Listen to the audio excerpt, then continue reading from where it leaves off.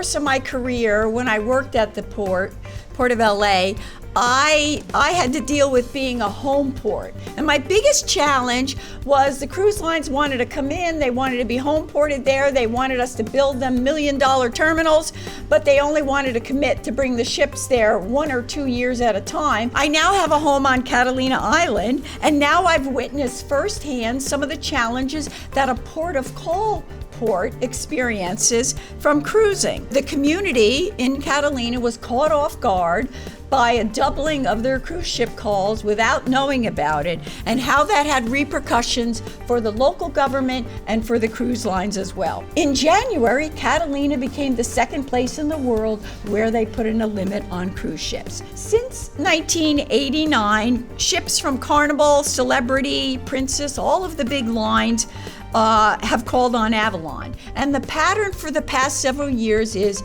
they get 1 ship a week on Monday and 1 ship a week on Tuesday.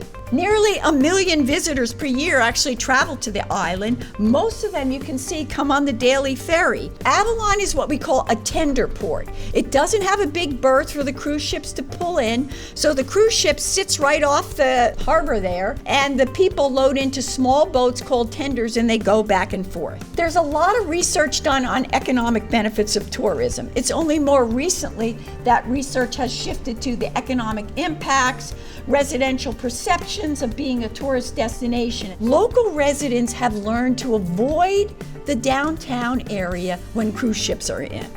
But AVALON has 1 grocery store, 1 pharmacy, 1 general store, 1 post office. The issues raised by the community are crowding, refuse, they have a wireless system over there, it gets overloaded, water issues, infrastructure. We port people considered cruise ships the worst polluters. The ship has to sit there in the harbor running its engine because they can't hook to shoreside electrical power. And nearly every study on tourism says include the local community into the process.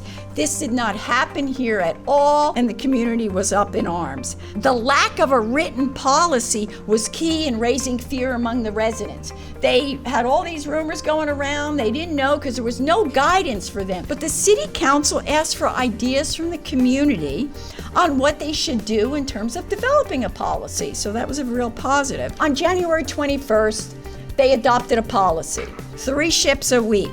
They didn't limit the number of passengers, but they believe that, they're not going to get 5,000 and 6,000 passenger ships. In 2021, the cruise ships are going to go up to 160. My observations lead me to believe that in this case, residents' perceptions about tourism impact should be examined based on the length of time that families lived on the island. Every locality is different. This locality has that situation where the residents are pretty much captive to a small area, and I think that is a condition that affects their views on the cruising industry.